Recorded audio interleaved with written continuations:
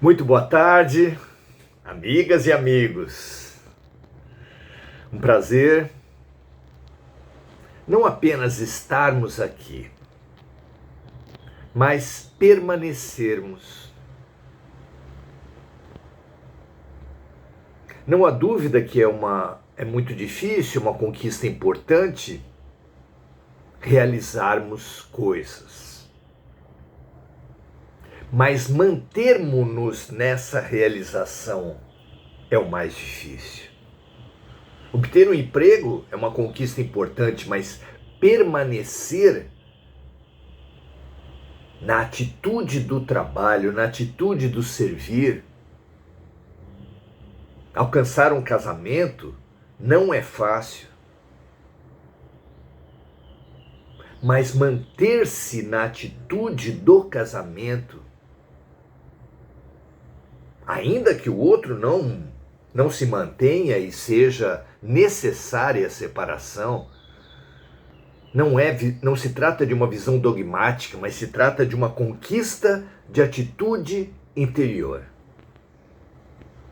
São muitos os artistas, até os cientistas, que na juventude realizam grandes conquistas, grandes composições musicais, grandes criações, e não conseguem se manter.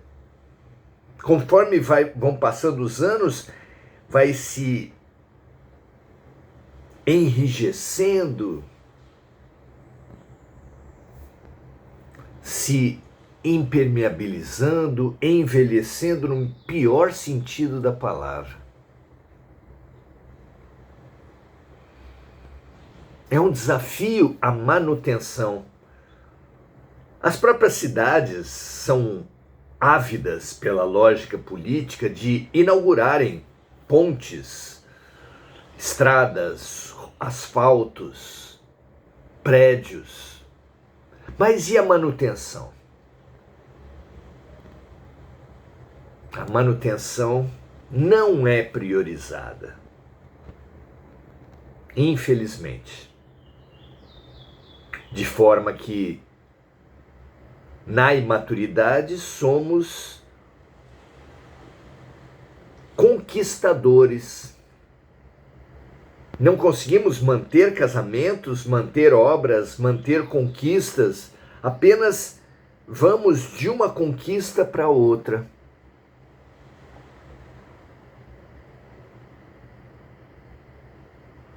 Que será de um pedreiro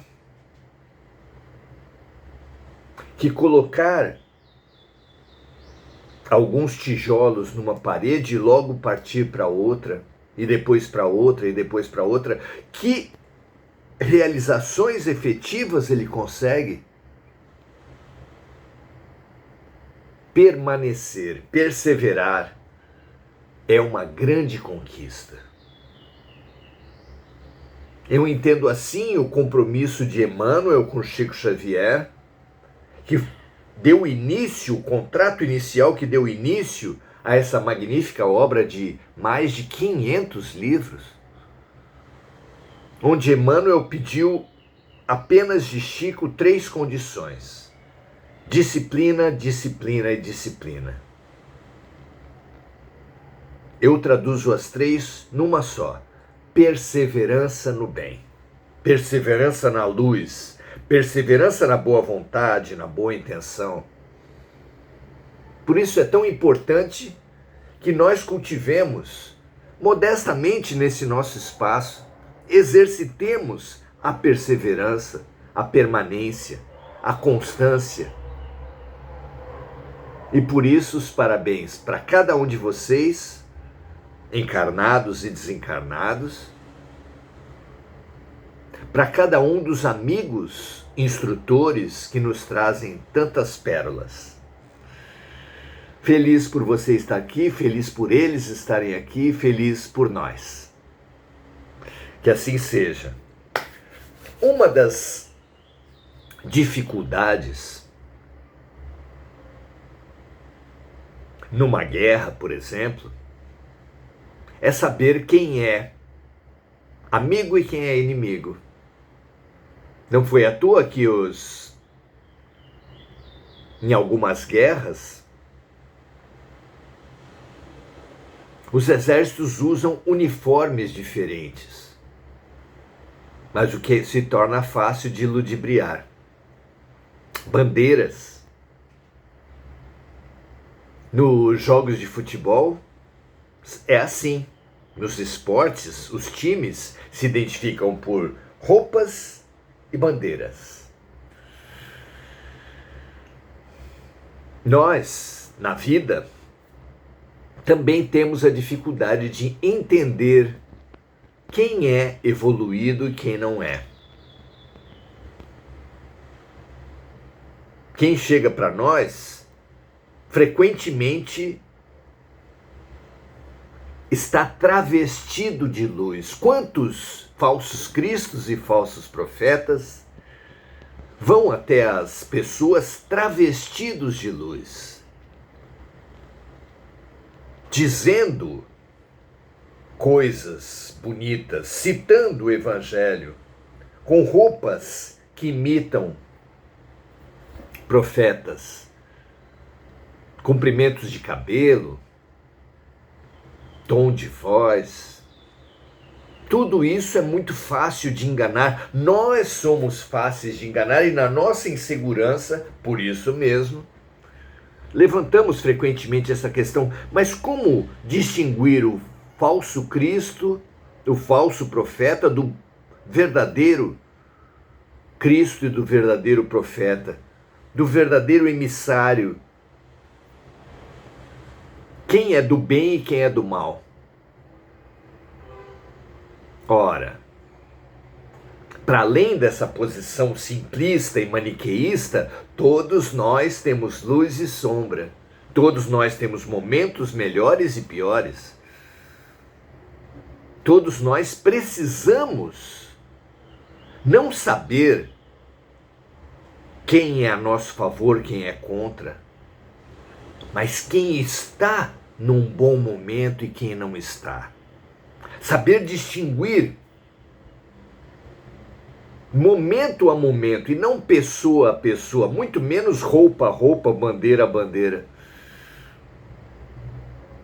Quem está num bom momento, sentir cada momento, cada situação, cada pessoa e agir de acordo com esse momento, essa situação e essa pessoa. O melhor lugar do mundo é agora. Mas onde está o agora? Se o nosso orgulho, o nosso egoísmo nos impermeabiliza para o real, para a verdade, para o agora. Fundamental conseguirmos distinguir, apurar nossa sensibilidade, nossa percepção. Que o nosso senso crítico não seja para atacar nem para nos exaltar, mas seja para integrar, perceber, irmanar, confraternizar. Então, na perspectiva da fraternidade, é que trazemos essa questão da distinção, da percepção, do discernimento, da sensação do momento, das pessoas, das situações. Vamos lá? Olha que tema importante hoje. Trata-se da questão 343 de O Consolador, Chico e Emmanuel,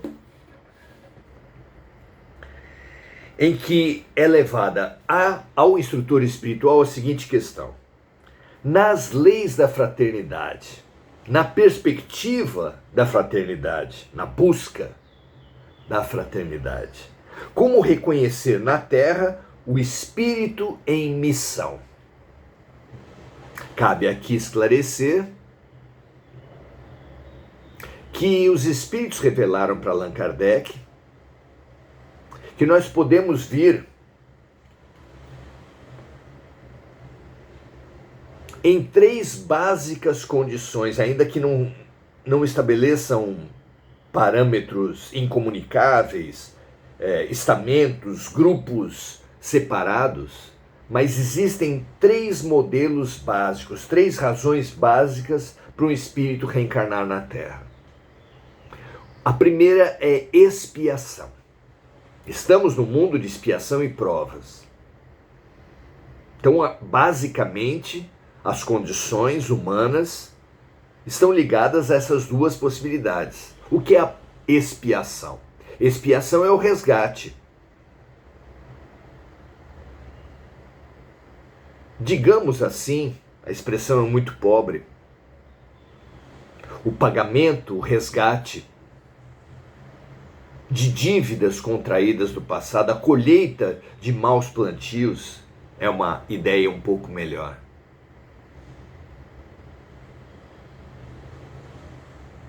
Precisamos entender que toda ação tem uma reação, diz a física, e que nada foge disso, e que quem, nessa vida ou em outra, teve uma ação desequilibrada, desarmonizada, recolherá do seu mau plantio uma má colheita. Não como punição, mas como ressarcimento, reparação, reconciliação, regeneração, aprendizado e evolução. Vá e não erres mais, dizia Jesus perante os equivocados da terra. Muito bem. A pergunta a Emmanuel hoje é: nas leis da fraternidade, como reconhecer na Terra o espírito em missão? Porque, numa primeira vertente, muitos de nós reencarnamos na Terra atrelados a situações passadas que precisam ser resolvidas, trabalhadas para nos libertar e permitir voar, seguir e não errar mais. Uma segunda vertente, uma segunda condição, vem a questão das provas. A prova não nos remete ao passado, mas ao futuro. As provas na Terra são assim. Um aluno que faz uma prova está determinando o seu futuro no processo educacional.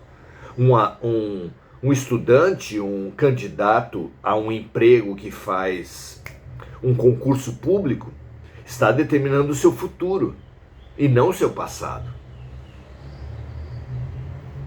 Conforme nós nos colocamos numa prova, nós abrimos possibilidades futuras. E é assim que muitos do que nós vivemos na Terra não é para resgatar nada do passado, mas para nos qualificar a uma situação futura. E ainda há uma terceira vertente,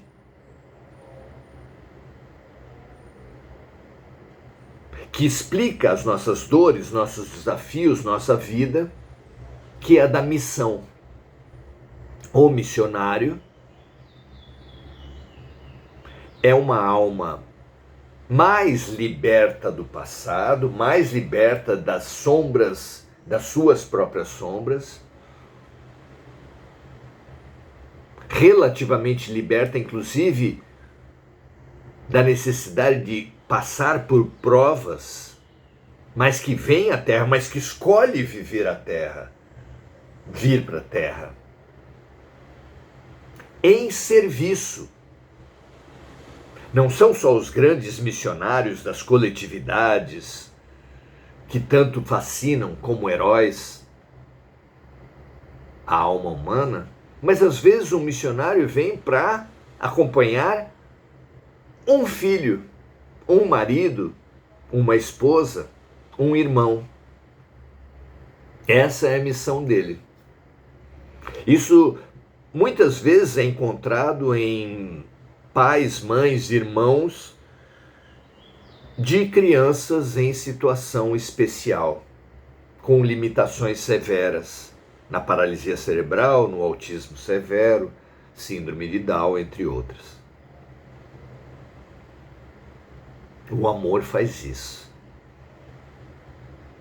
Então, a expiação é ligada mais a um sentimento de culpa.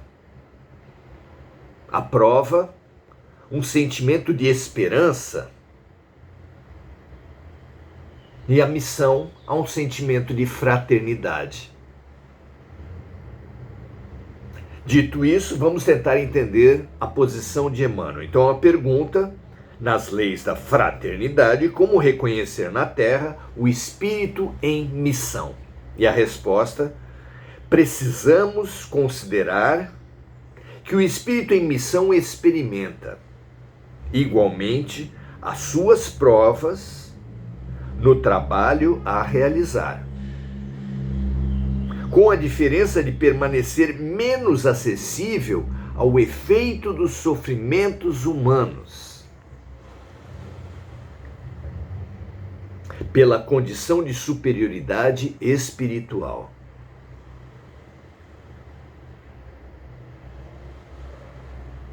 Podereis, todavia, identificar a missão da alma pelos atos e palavras na exemplificação e no ensino da tarefa que foi chamada a cumprir. Porque um emissário de amor deixa em todos os seus passos o luminoso selo, o luminoso perfume do bem. Isso aqui é precioso para nós entendermos a vida, a nós mesmos, o projeto de Deus, a atitude esperada de nós na escola. Emmanuel diz aqui alguma coisa muito diferente das nossas expectativas, da maneira como nós vemos o mundo. Estamos acostumados a achar, por exemplo, em relação à caminhada espiritual, que os espíritos superiores são aqueles que realizam prodígios, grandes fenômenos, fazendo milagres, em suma. Aquele que produz milagres é o espírito superior. Mas a revelação espírita, a observação dos fenômenos espirituais, não confirma essa nossa visão.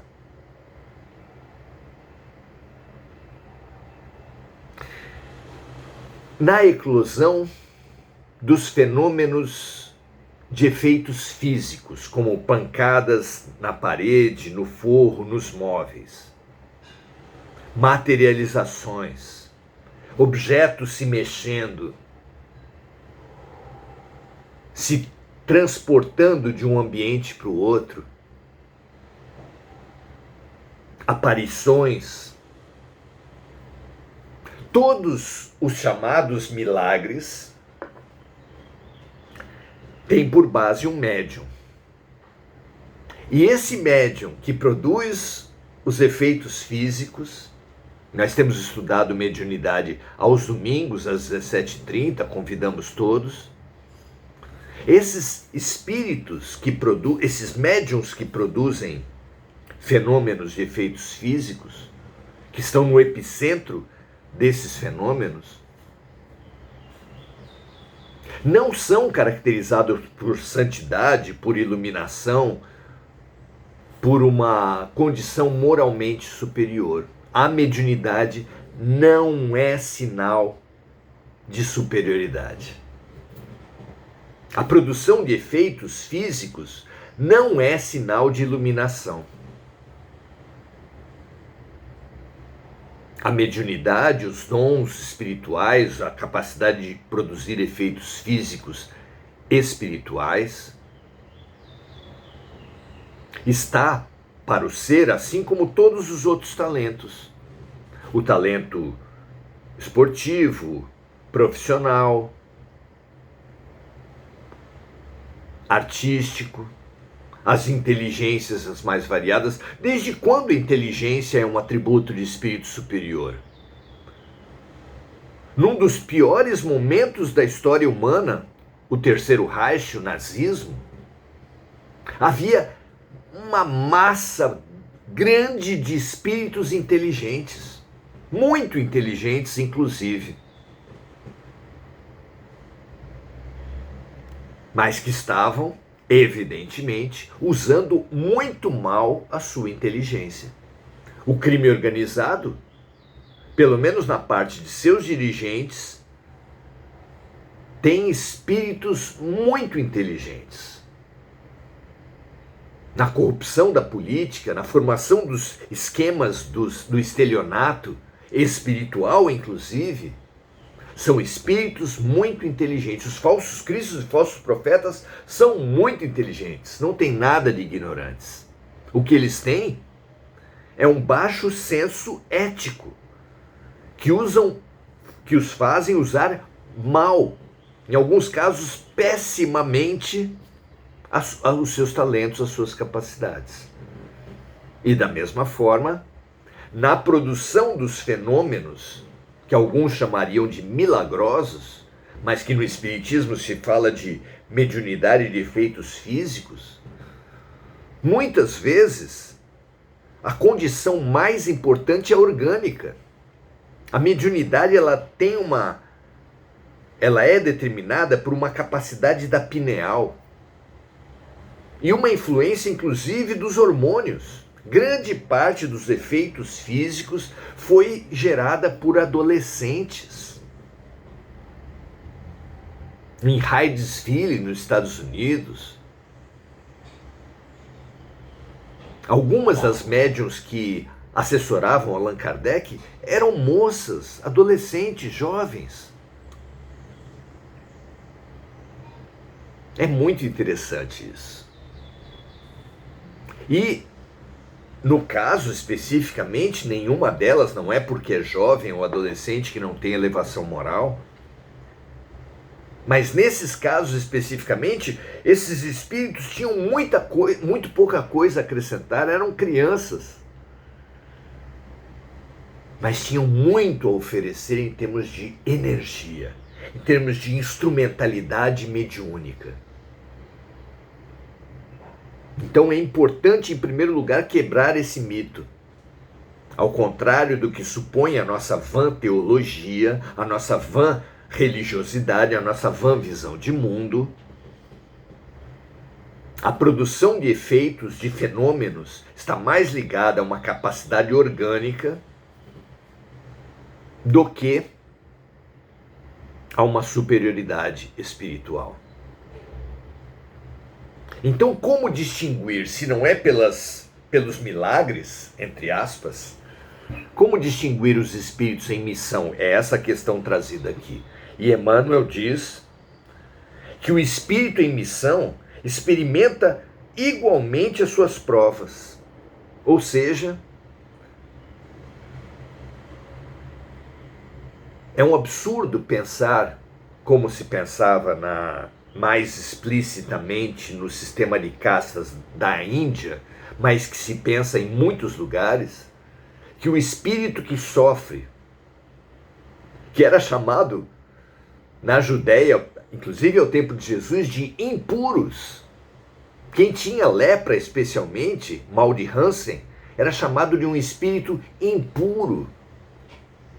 Os sofredores, os párias, a casta inferior na Índia,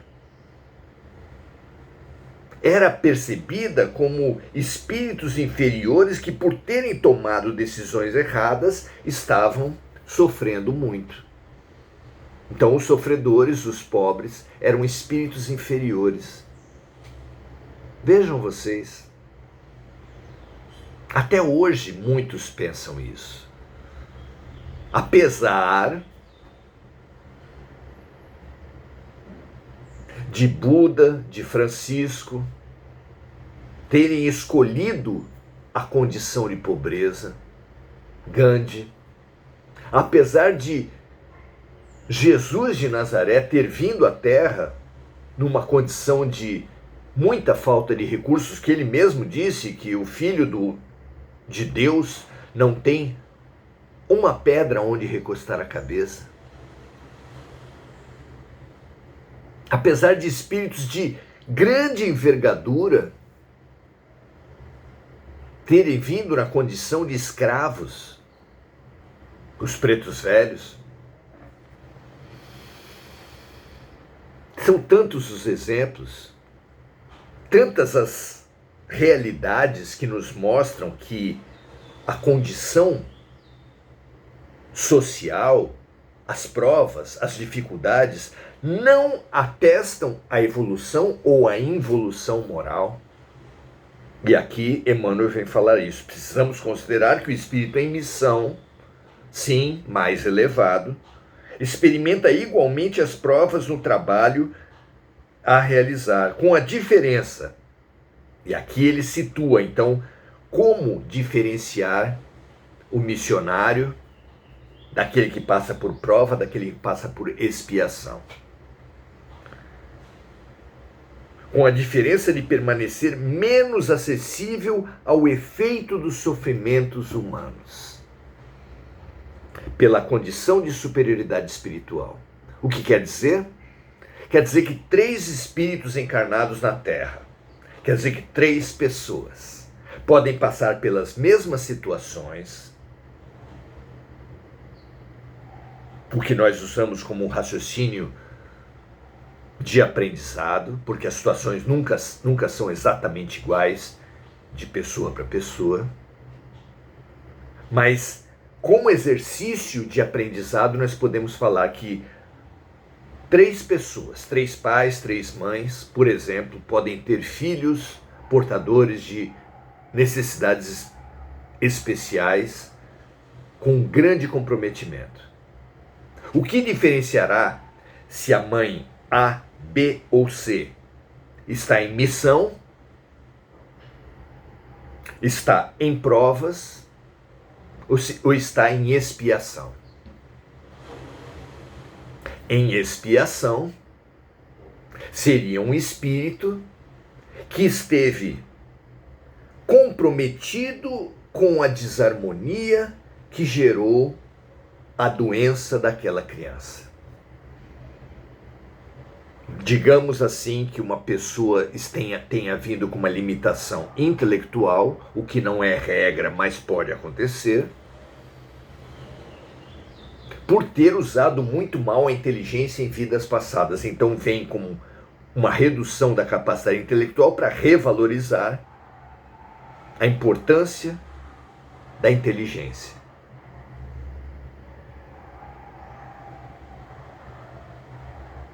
Se essa pessoa que usou muito mal a inteligência foi assessorada por outras pessoas e uma dessas pessoas é sua mãe nessa encarnação, a culpa, o peso, a dificuldade, o sofrimento serão mais densos, serão sofridos com maior intensidade, com maior peso. Se trata de uma prova, de uma perspectiva de futuro, pode ser até que na prova a mãe daquela criança não tenha responsabilidade nenhuma com aquilo que aconteceu no passado, mas esteja se habilitando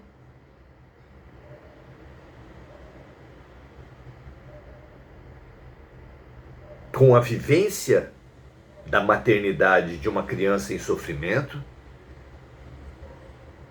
à compaixão, ao entendimento, à expansão do entendimento da mente e assim por diante.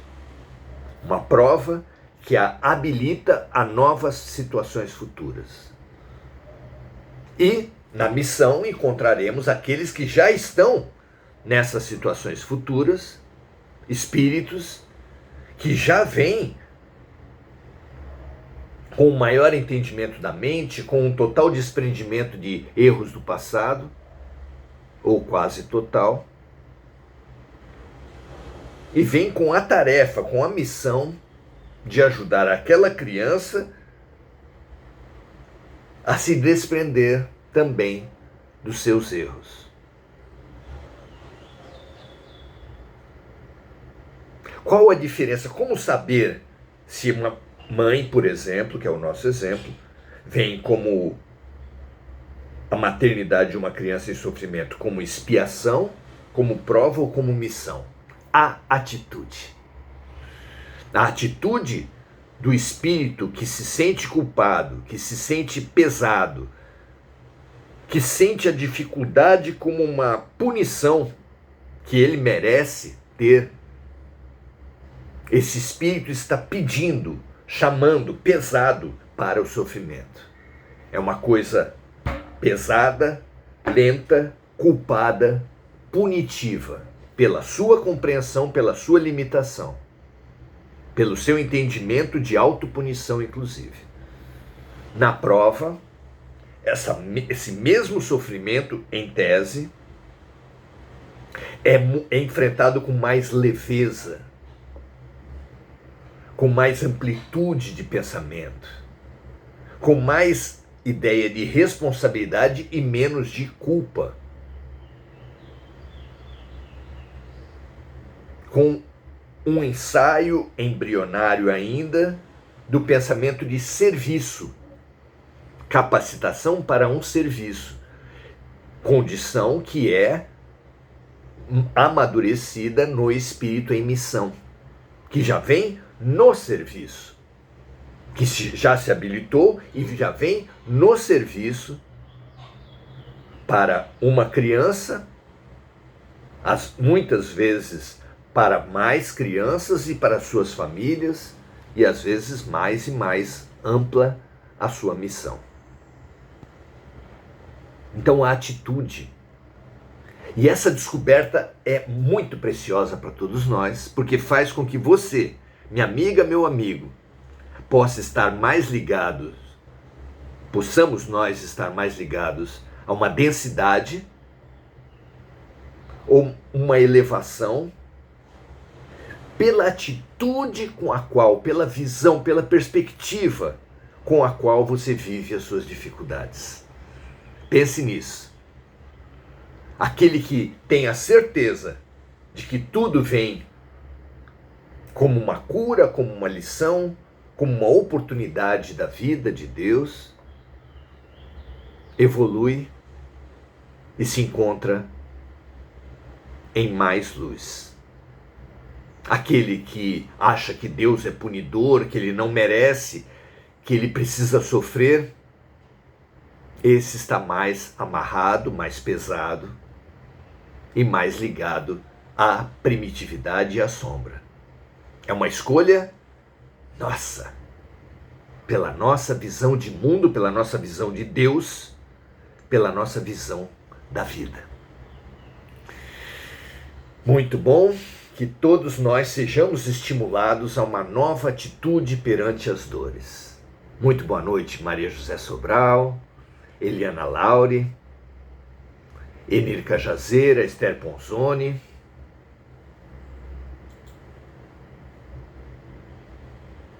Diana Costa, Marco Aurélio Trindade, Adelaide Dias, Sérgio Marques, Lúcia Galvão. Saudamos a lembrança de Enir Cajazeira pela nossa amiga Mônica, através da qual estendemos as nossas melhores energias a todos aqueles que atravessam provas ou expiações difíceis nas doenças. E a nossa saudação para todos os amigos. Que nós, com a importantíssima reflexão de hoje, nos questionemos com que atitude eu tenho vivido as minhas dificuldades.